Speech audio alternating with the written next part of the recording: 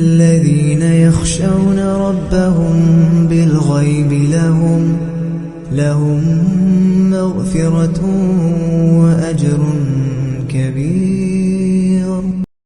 اعوذ باللہ من الشیطان اللعین الرجیم. بسم اللہ الرحمن الرحیم. الحمد للہ رب العالمین والصلاة والسلام علی رسولہ الکریم و اہل بیتہ الطیبین الطاہرین. اللہم صلی علی محمد و آل محمد وعجل فرجہم. تمام حمد خدائے بزرگ و برتر کے لیے اور درود و سلام ہو محمد و آل محمد پر. جیسے کہ عزیزان ہم سورۃ الفاتحہ کی تفسیر سے مستفید ہو رہے ہیں، جو قرآن کریم کا سب سے پہلا مکمل نازل ہونے والا سورہ ہے، جو بہت ہی بافضیلت ہے.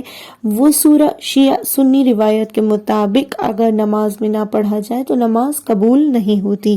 اس سورے کا نام سورۃ الفاتحہ اس وجہ سے رکھا گیا کہ یہ قرآن کا آغاز کرنے والی ہے. یہ قرآن نی معارف کو کھولنے والا سورہ ہے. فاتحہ کا مطلب ہوتا ہے کھولنے والا، آغاز کرنے والا. تو یہ سورہ قرآنی معارف کا خلاصہ ہے. لہٰذا ہم دیکھتے ہیں کہ اس کی جو آیت ہے پہلی، اس میں پروردگار عالم ارشاد فرما رہا ہے کہ الحمد للہ رب العالمین، کہ حمد و ثنا اس خدا کے لیے مخصوص ہے جو تمام جہانوں کا پروردگار اور مالک ہے. تو لہٰذا الحمد للہ رب العالمین سے یہ جو ہے سورہ کا آغاز ہو رہا ہے. تو اس جملے کی گہرائی اور اس کی عظمت تک پہنچنے کے لیے ضروری ہے کہ حمد، مدح اور شکر کے درمیان فرق کی طرف توجہ کرتے ہیں. حمد نیک اختیاری کام یا نیک صفت کی تعریف کو عربی زبان میں حمد کہتے ہیں، یعنی جب کوئی سوچ سمجھ کر کوئی اچھا کام انجام دے یا کسی اچھی صفت کو انتخاب کرے جو نیک اختیاری اعمال کا سرچشمہ ہو، تو اس پر کی گئی تعریف و توصیف کو حمد و ستائش کہتے ہیں. مدح یعنی ہر قسم کی تعریف کرنا، چاہے وہ کسی اختیاری کام کے مقابلے میں ہو یا غیر اختیاری کام کے. مثلا اگر ہم کسی قیمتی موتی کی تعریف کریں تو عرب اسے مدح کہتے ہیں. دوسرے لفظوں میں کہا جاتا ہے، یعنی کہا جائے تو مدح کا مفہوم عام جبکہ حمد کا مفہوم خاص ہے. شکر کا مفہوم حمد اور مدح دونوں سے زیادہ محدود ہے. شکر فقط انعام اور احسان کے مقابلے میں تعریف کو کہتے ہیں. انعام اور احسان بھی وہ جو کسی دوسرے سے اس کی رضا سے ہم تک پہنچے.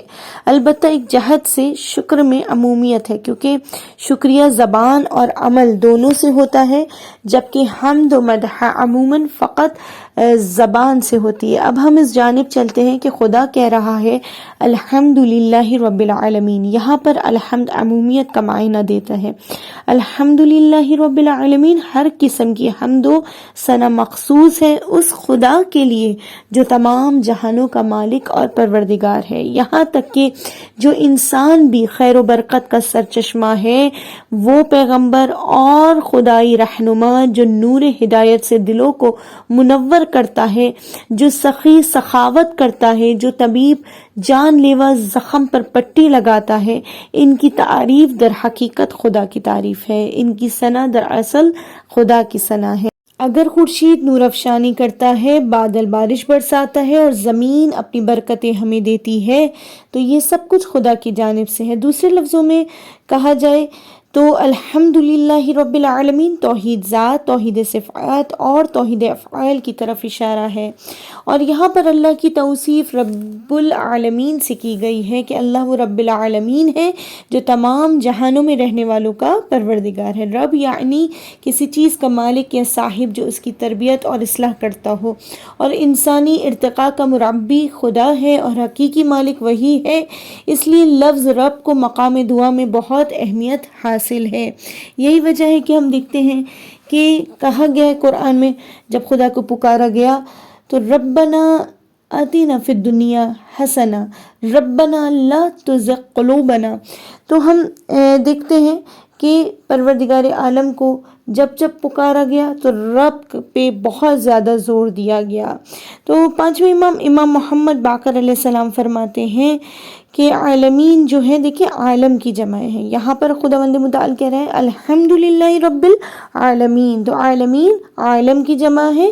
اور ہمارے پانچویں امام فرماتے ہیں کہ شاید تو یہ سمجھتا ہے کہ اللہ نے صرف ایک ہی عالم پیدا کیا ہے اور تو یہ خیال کرتا ہے کہ اللہ نے تمہارے علاوہ کسی کو پیدا نہیں کیا۔ خدا کی قسم، اس نے 1,00,000 جہان پیدا کیا اور اس نے 1,00,000 آدم پیدا کیے ہیں، جبکہ تیرا تعلق آخری عالم اور آخری آدم سے ہے۔ ایک روایت میں شیخ صدوق نے عیون الاخبار میں مولا الموحدین علی ابن ابی طالب علیہ السلام سے نقل کیا ہے کہ مولا نے الحمدللہ رب العالمین کی تفسیر کے ضمن میں فرمایا کہ رب العالمین سے مراد تمام مخلوقات کا مجموعہ ہے، چاہے وہ بے جان ہو یا جاندار۔ لہٰذا رب العالمین کا معنی یہ ہے کہ تمام عالمین کا مربی اور ان کے ارتقاء کا سرچشمہ فقط اللہ ہے۔ چھٹے امام جعفر صادق علیہ السلام فرماتے ہیں حرام سے اجتناب کرنا نعمت کا شکر ہے،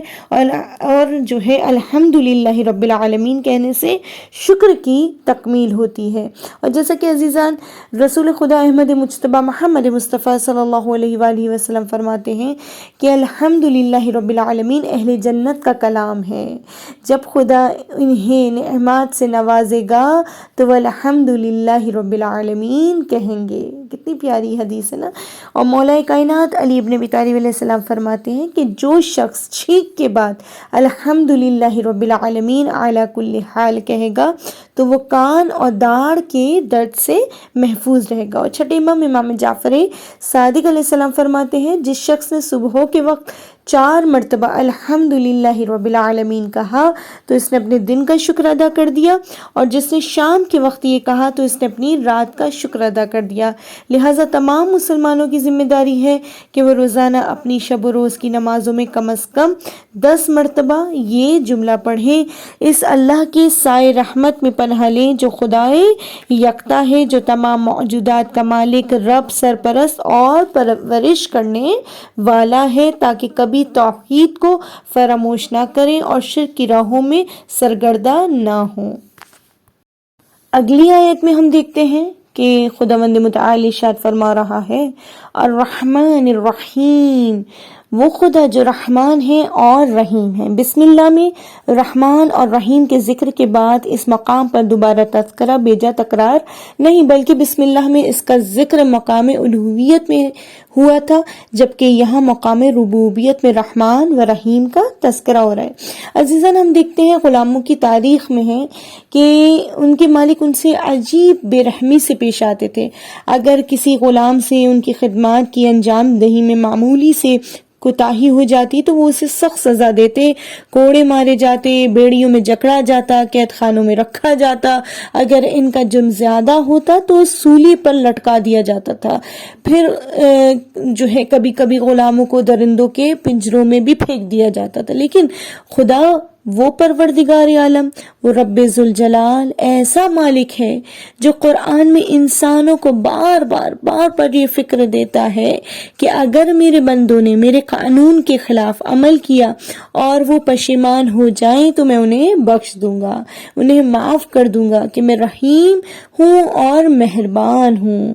یہاں سے انسان اس بات کی طرف متوجہ ہوتا ہے کہ خداوند متعال کا اپنے بندوں سے اور جو دنیاوی مالکوں کے اپنے غلاموں سے سلوک میں کس قدر فرق ہے، اور خدا کا یہ لطف انسان کو خدا کے اور قریب کر دیتا ہے، ایسا عاشق بنا دیتا ہے کہ وہ بے اختیار کہتے ہیں الرحمن الرحیم۔ لہٰذا عزیزان اللہ کی رحمت سے وہ لوگ بہرمند ہو سکتے ہیں جو اس کے بندوں پر رحم کرتے ہیں۔ تو آئیے مل کے دعا کرتے ہیں کہ پروردگار عالم ان آیتوں کے صدقے میں ہمارے تمام گناہان کبیرہ، گناہان صغیرہ کو بخش دے۔ یوسف زہرا امام زمانہ عجل اللہ تعالی فرجہ شریف کے ظہور میں خداوند متعال تعجیل فرما۔ والسلام علیکم ورحمۃ اللہ وبرکاتہ۔